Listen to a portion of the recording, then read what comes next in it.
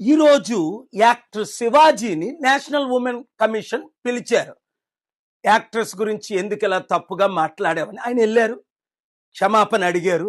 ఇంటెన్షనల్గా ఆయన నాకు తెలుసు కనుక చెప్తున్నాను, అటాక్ చేయడానికి అట్లా మాట్లాడారని నేను అనుకోవట్లేదు.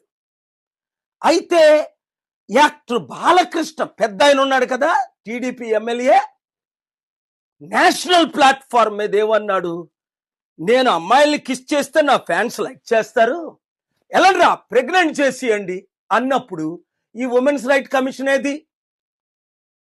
ఆయన ఏమైనా జైల్లో పెట్టారా? ఆయనకి ఏమైనా పనిష్మెంట్ ఇచ్చారా? ఏమిచ్చారో చెప్తా. బీజేపీతో అలయన్స్ ఉన్నందుకు పద్మభూషణం ఇచ్చారు 2025లో.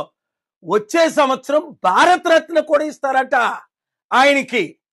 అంటే బీజేపీతో ఉంటే ఏదైనా రివార్డులు అవార్డులు అన్ని మీకు దొరుకుతాయి, భారతరత్నాలు పద్మభూషణలు. బీజేపీని యాక్టర్ శివాజీ ప్రశ్నించినందుక, నెహ్రూ గాంధీ కుటుంబాన్ని అప్పుడు ఎకానమీ బాగుందని ప్రైజ్ చేసినందుక యాక్టర్ శివాజీకి ఈ పనిష్మెంట్ ఇచ్చారు అని చాలా మంది ప్రశ్నిస్తున్నారు. అలాగే ఉత్తరప్రదేశ్ ఒక బీజేపీ ఎమ్మెల్యే అమ్మాయిని రేప్ చేసేస్తే ఘోరంగా సిబిఐ ఎంక్వైరీ చేసి ఇన్వెస్టిగేట్ చేసి ఆయన్ని కన్విక్ట్ కూడా చేసేసారు, ఈయన రేపిస్టు అని.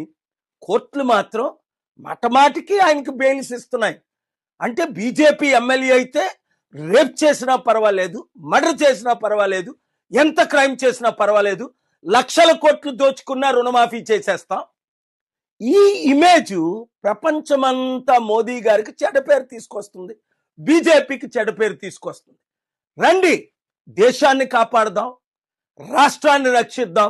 ప్రతి తెలుగు బిడ్డ ఈచ్ వన్ రీచ్ 10, ప్రతి ఒక్కరూ 10 మందికి 100 మందికి చెప్పండి, మార్పు తీసుకొద్దాం, రాష్ట్రాన్ని దేశాన్ని కాపాడదాం.